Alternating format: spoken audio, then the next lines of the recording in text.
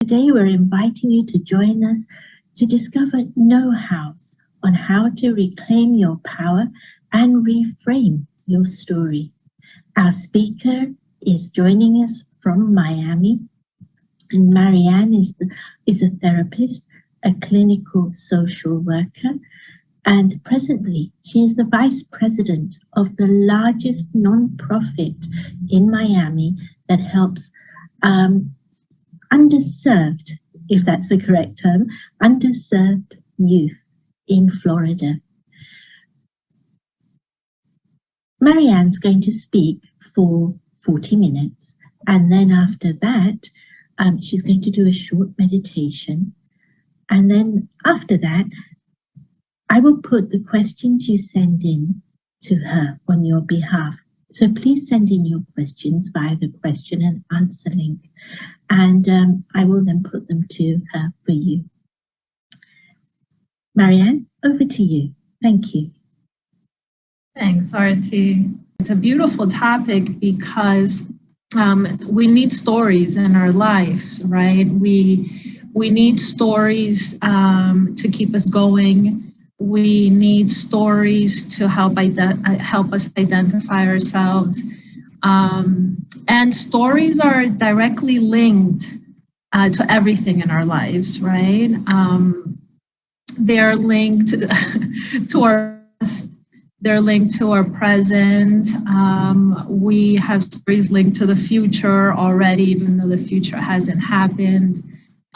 Stories are directly linked to the themes in our lives, right? And they are linked to the processes in our lives. Stories are directly related to how we feel internally, externally, and they say a lot about our success in life, our failures. So really stories are a byproduct of the narrative that's going on internally in me. And as you're talking a little bit about me and you're maybe reading my bio or whatever, I tend to cringe, you know. It's not how I first introduce myself, and it's not how I first see myself, but it's definitely a story that's associated with me. And it's how I feel about that story. It's that narrative in me. I'm a little bit, shy about things in life like that.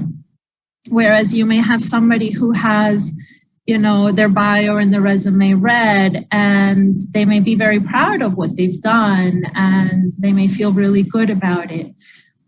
So our stories are linked to everything in our lives. And they're especially driven by what we tell ourselves about what we think about ourselves, right? So stories can be good. They can help us identify ourselves. I'm from Venezuela. I grew up in this community. I'm from Miami. I love Miami. But also stories can be negative, and they can hurt us, right? Stories that help me. I tell myself that I don't feel good about myself. I didn't do well in this, or why did I do this, or how could I have done that? Those are all the stories that are being driven in my head. So stories can be good, but even the good ones can limit us, right? Even the good stories can limit us. They can be limiting. And so nowadays, the world, which is a little bit in disarray, right? Especially after the pandemic, the world is a little bit sort of mixed up. It feels like for all of us, like the rug was pulled from right underneath us. We need to start rewriting a story that is a little bit more unlimited. It's a story that goes beyond what I know for myself and what I know for the world. because of what has happened in the world. And we really don't know where we're going and where we're headed. So we have to look at our stories and build a new story so that it is a little bit, more visionary. And so just to bring it back down to the individual level, where does my story begin, right? My individual story. Past, right? Long ago, when I was a baby, right, I existed sort of to just be. When I'm a baby, I exist to be. I cry for things because I don't know how to communicate yet, right? I need to be able to tell somebody that I'm hungry. I need to be able to tell somebody that something's hurting. And so how do babies do that? They communicate by crying. Well, I start out as a beautiful baby. I don't cry because somebody hurt my feelings, somebody doesn't love me. I just communicate. And I start out in life and I'm growing, and maybe at 2 years old, I find myself in a situation where my brother stole my toy, right? I'm going to pick on brothers a little bit today. And my brother stole my toy. He's a little bit older. And I saw him cry at one point to get something he wanted in return, right? So I'm crying, and I decide I'm gonna do this. I'm gonna cry as well. And so I'm 2 years old. I see my brother. I see my brother crying. I saw my brother cry once, and I decide I'm gonna try this. I'm gonna try this crying thing. And I start crying too. And my mom comes into the room and she sees what's happening, right? And she says to my brother, give your sister her toy back, right? So she thought that she was doing what was right, or maybe she was too busy. She didn't turn to my brother to say, why did you take the toy back? She didn't say to me, Marianne, when you can be peaceful, when you can be calm, we will get you your toy back, right? She didn't do any of those things. She just asked my brother to give me back my toy. So at that moment, what did I just learn? As a 2-year-old who cries for the first time to get something back, what did I just learn? I learned that crying works, right? I learned that I can use crying to get me what I need. I will say that I learned to manipulate that moment. But in the context of the story, what we just did was build our first story, right? And I learned that crying gets me my way. And so I start to sort of pile on these stories in my life. And whereas I started out as a perfect little baby who just used crying to communicate, now I'm starting to use crying for something else. And as adults, we continue to cry, right? We continue to cry in the way of complaining. We love to complain. We love to gossip. We cry in other ways that maybe per se I'm not physically crying, but as an adult, there are many ways to cry internally. Depression, sadness is a form of crying as well. And so what ends up happening is that I come into this world, you could almost say story free. You could almost say that I come in with a blank palette. And I'm here to sort of live life, enjoy life, and to start creating my own painting, if you wanna say it that way. with the colors that I want to add to my life. But what ends up happening is that very innocently, the world, my surroundings, start teaching me other things, right? They start teaching that in order to be fulfilled, right, I need to cry, because that's how I got my toy when I was little. So it should work as an adult as well. And so I start to build these stories, and the world very innocently taught me the stories, right? My mom was doing what she thought was right. She told my brother to give me back my toy. He took it from me. She just very innocently was doing what she thought was right. And so I just learned almost very innocently, for the most part, right? But my environment is creating these stories that in a way, I'm buying.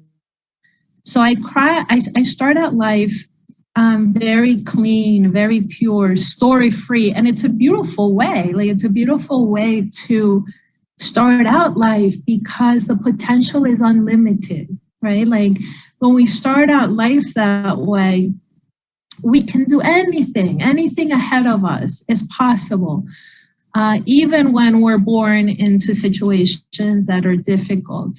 When we start out life story-free, anything is possible. And so we go about life, we have inherently this inner beauty that almost starts to get layered up by these stories that we create that are very limiting. They limit us, right? So for example, when I learned to cry, I created a layer around who I am, right? Internally. In the Brahma Kumaris, we teach that I am a soul, right? I am a point of light beyond this body, beyond my roles, beyond my responsibility. All I am is a tiny point of light. That's it. And so that light holds my entire inner world, my consciousness, my subconsciousness, and the stories that I start building start almost creating these layers around that tiny point of light, that consciousness, that very pure energy that got a chance to express itself very easily when I was a baby, right? We all say that babies look blissful and babies are innocent.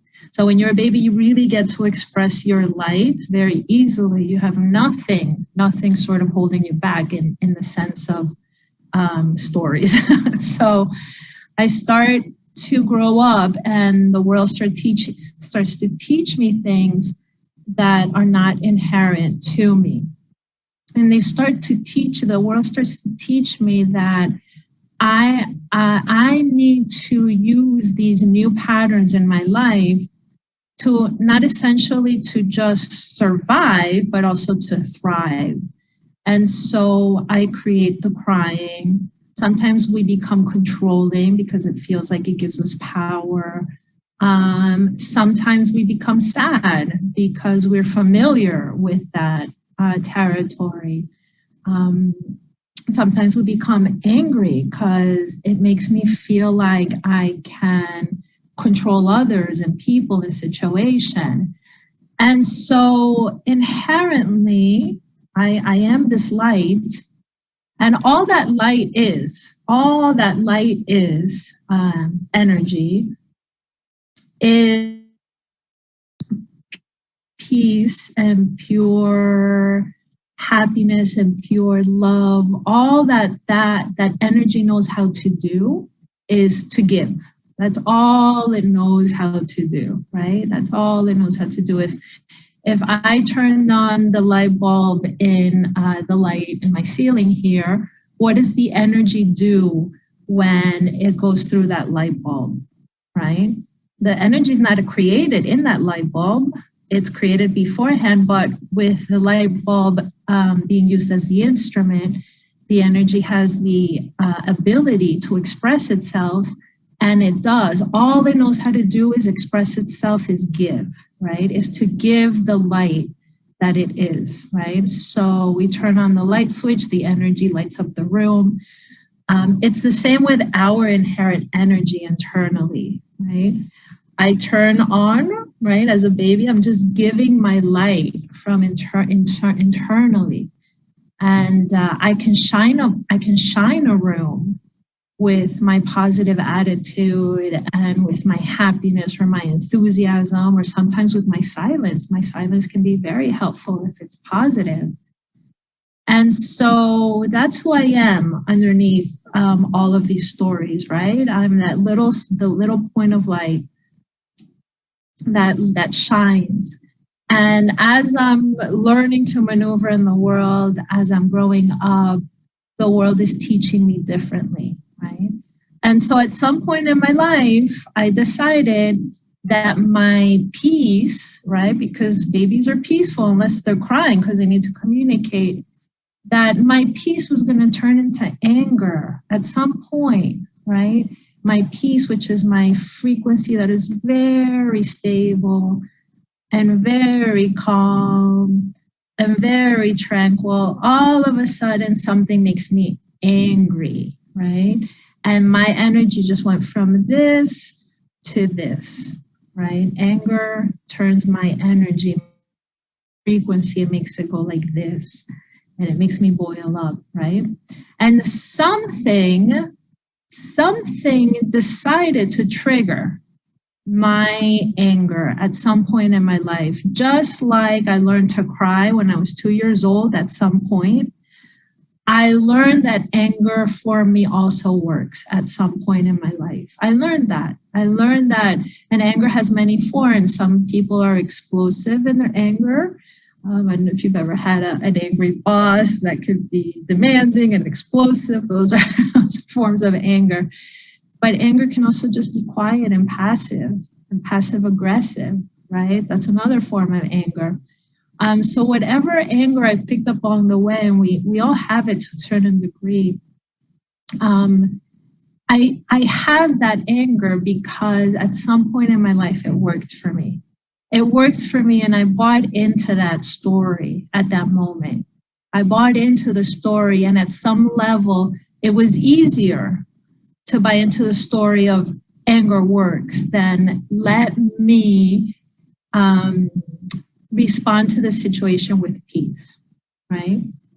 It was easier at that moment to respond to the situation in anger. It got me the result back that I wanted, probably much more quickly than a peaceful approach would have done, right? So we start building these stories in the form of these maybe negative qualities. Sometimes we can call them like these dark shadows that we have internally. But all that these negative qualities do, the anger, the ego, the attachment, the sadness, the sorrow, the pain, the hurt, all that these stories do is they live within us, right? And here I am in the middle, this tiny point of beautiful light. And I'm in the middle of all of these layers, like an onion. We have an onion, and we have all these layers that we have created surrounding the core of who I am, right? And although these layers have helped us along the way, right? My anger helped me to not be taken advantage by a certain someone. They are limiting us, right? These qualities are limiting us, and these qualities are,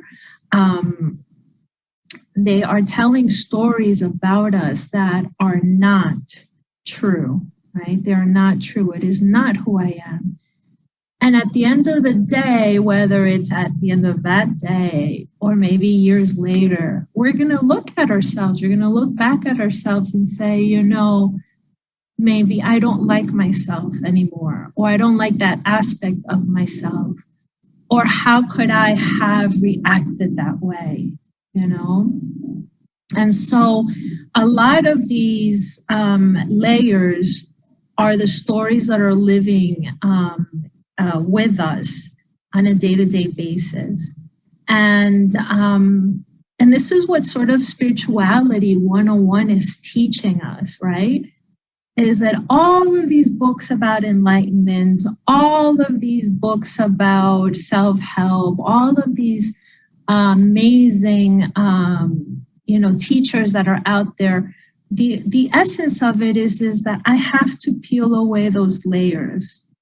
If you really look at everything that's out there, all the knowledge that's out there is that what we need to do is, in essence, is peel away those layers that I very innocently created in my path, in my journey in life.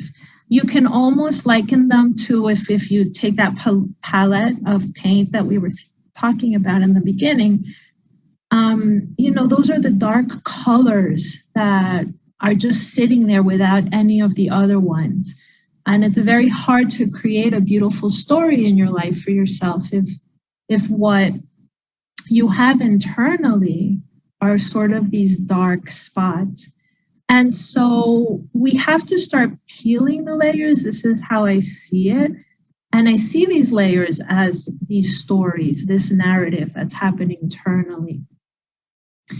And so I have to look in and say, sort of reflect on which is the layer that is hurting me the most, which ones, how much anger do I have and where do I use it?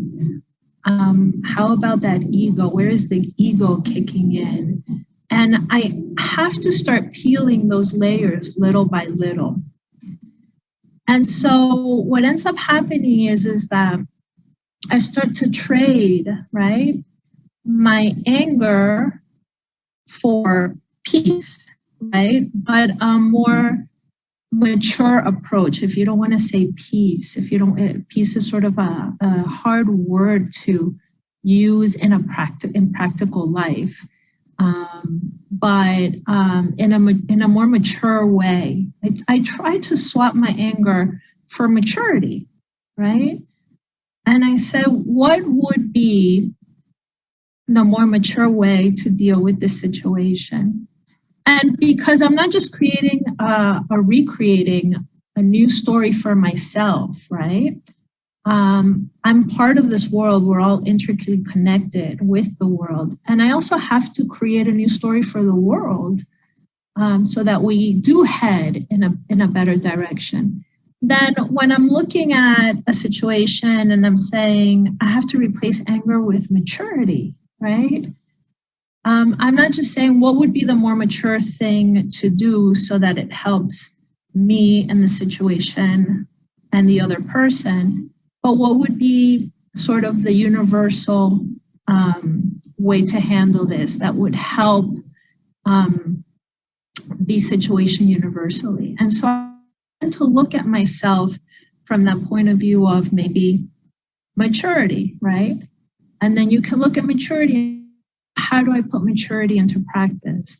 And maturity, of course, is very interconnected with silence.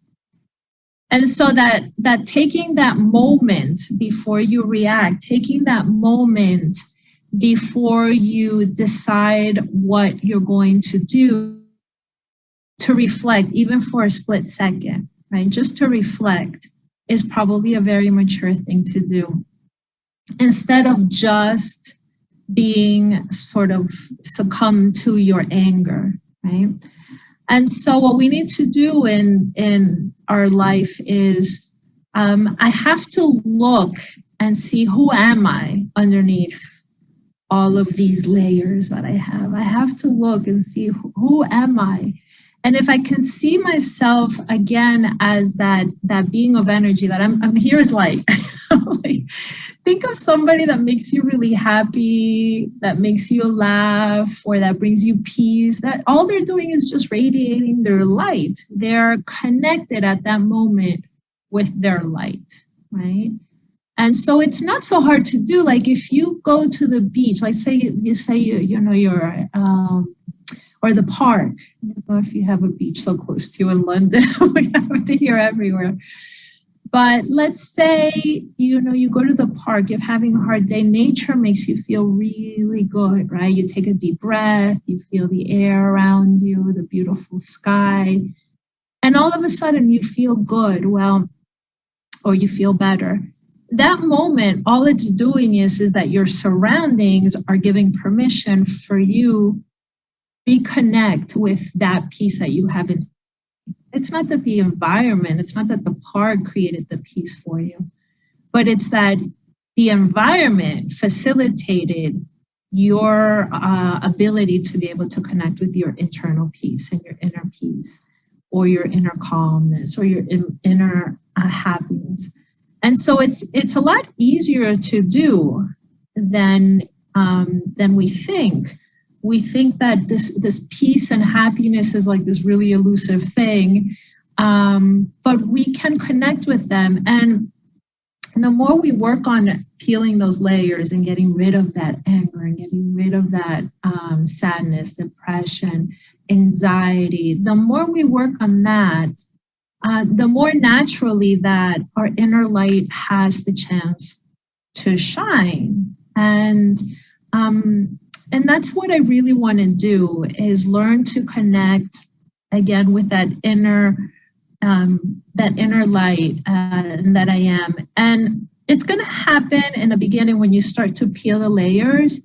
It happens very, very, very slowly, where you feel your inner self again.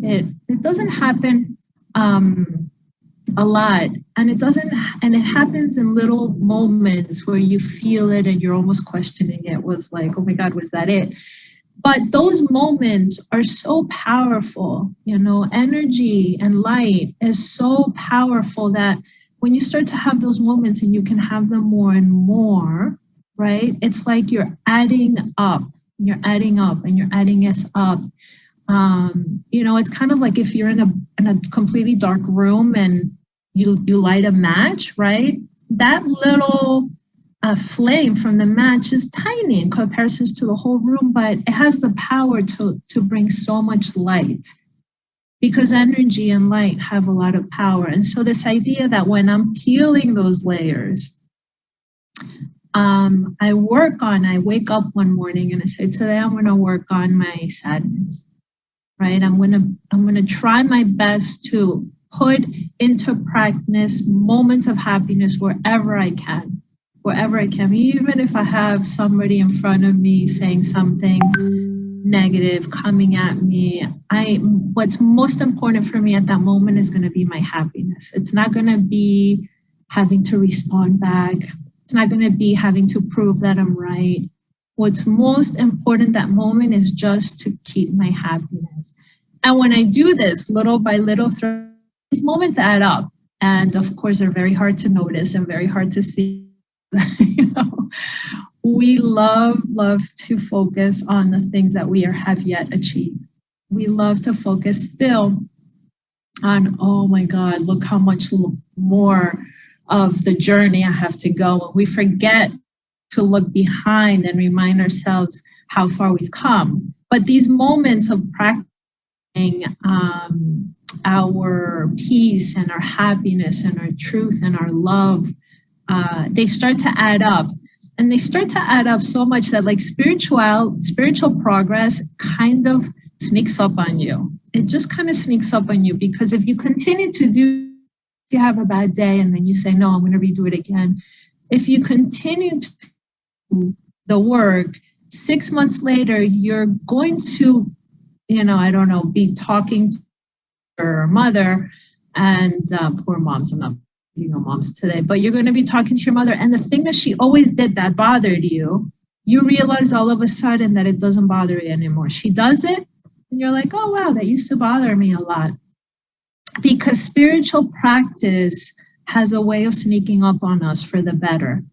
And so we have to continue to do this. And it's really important that we do this, that we clear ourselves from those stories of these layers, that we peel away the anger, that we peel away the ego, that we peel the anxiety, that we peel away, and with whatever methods you can, whatever methods you can use, start peeling away, because we really need to be a light for the world right now. And that's the most important story that we can start painting right now for anybody, for ourselves, for the world, because the future needs us, right?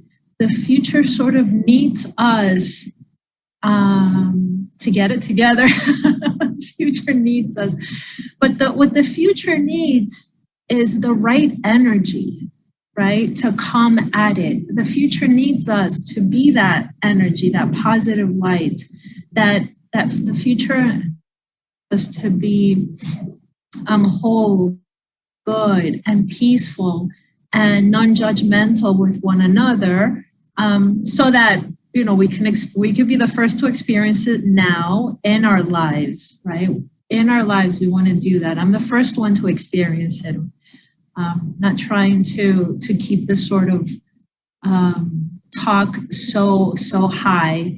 I'm the first one to experience that in my daily life, but also we sort of need to do that for the world and my own future, right? My tomorrow and my next year needs me right now to be moving from a place of strength and goodness. And, it's more simple to do than we think, yet it is a lifelong journey, right?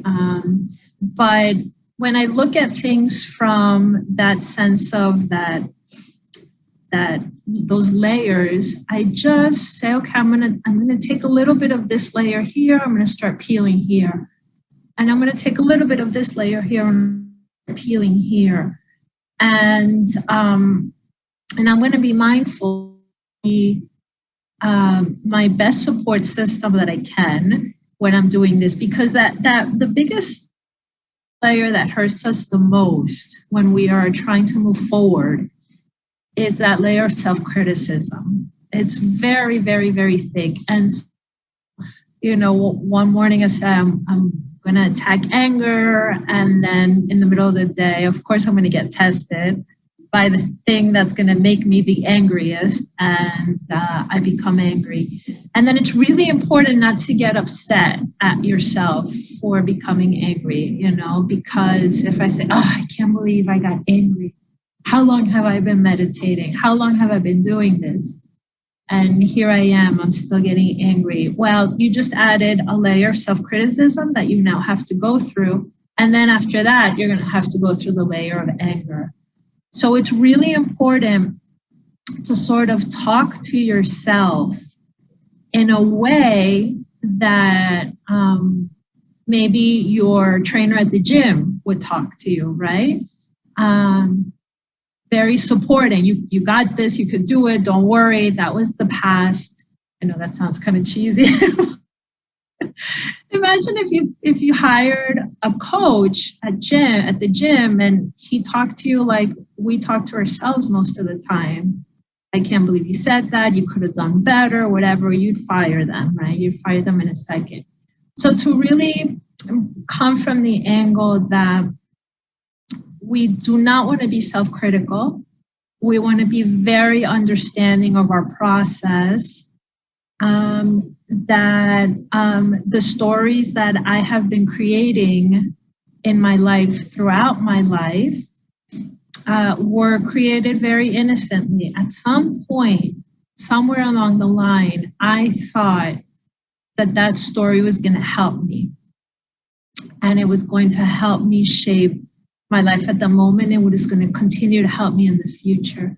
But now I'm here and I'm realizing that story is not helping me any longer. It's actually not serving me at all. And so I have to change that. And so I have to trust that process, that I've been doing something one way for 20 years or 30 years. It's not going to take 6 months of meditation or thinking about this to turn it around. It's certainly not going to take 20 or 30 years, because the power of positive thinking is so much greater than all of that dark stuff we have in there. So it will not take long to revert back to who I am, essentially, to my core qualities of happiness and peace. But it does take a while. It does take some time. So powerful little words that you can use when you are in the process of trying to rewrite that story and change that narrative that's going on in your head is it's okay. To me, those are such powerful little words that I use all the time. It's okay.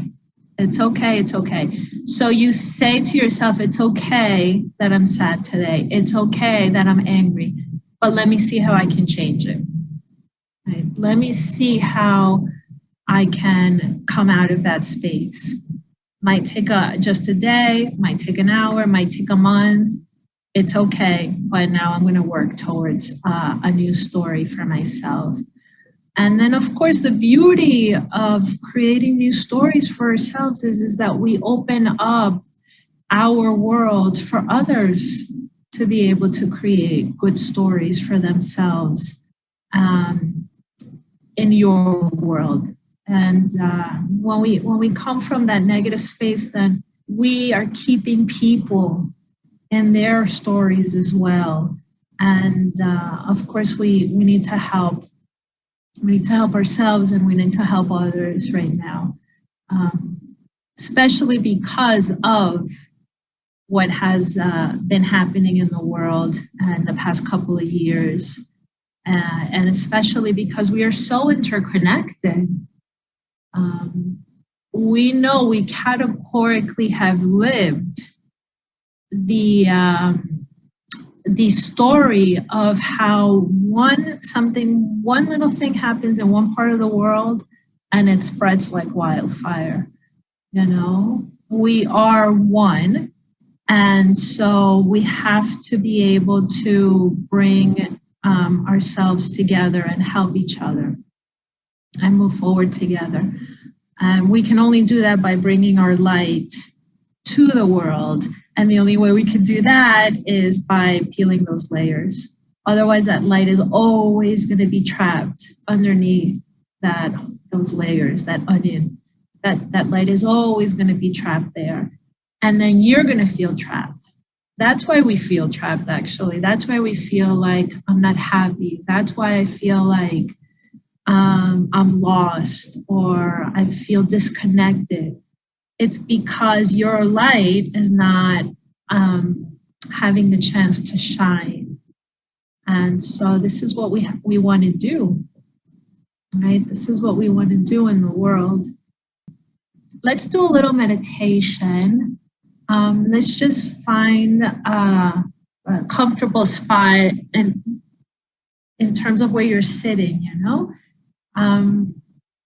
Feel like your body's comfortable, your thoughts by your body, and start to tap into your energy. And this means notice how you're feeling. Notice how your body's feeling. Is there a little tension in a specific area? Is there a tension maybe in the shoulders? Is there any tension in the hands?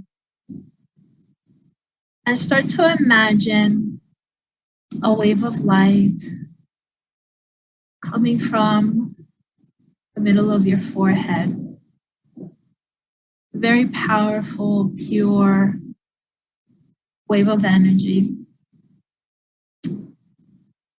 And imagine that moving down your neck and through your shoulders. And feel how that energy releases any tension or any knots.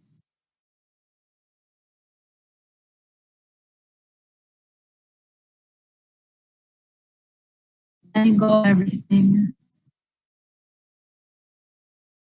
That energy moves down your body, releasing anything that's in the way.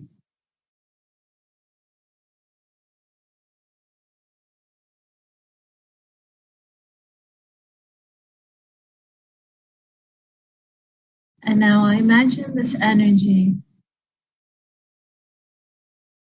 making its way around the room that I'm sitting in.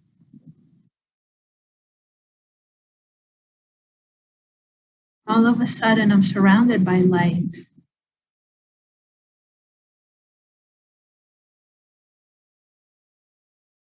And that energy is cleansing. It's transforming anything negative in your surroundings.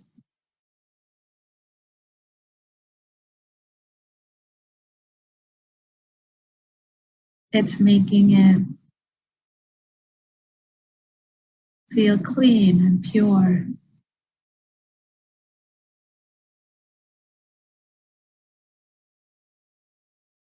And now imagine that energy moving towards maybe your office if you work, or your neighborhood if you're at home. And imagine that the strength of that energy. Visualize it, transforming everything in its way.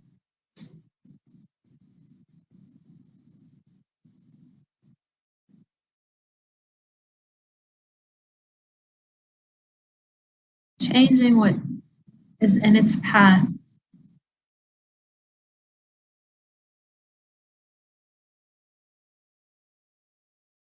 Making it clean and peaceful and powerful.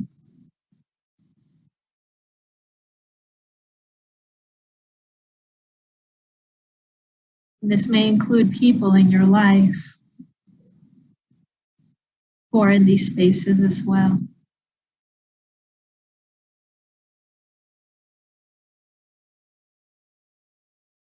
And I feel this energy transforming my surroundings, my world, and my inner space as well.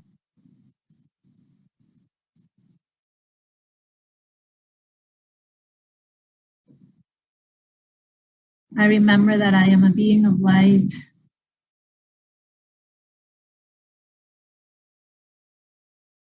That my strength comes from that light that is deep within. And that is always with me.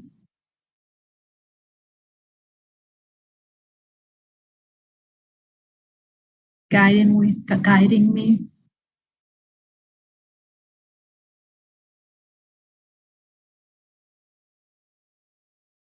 And always there for me to tap into.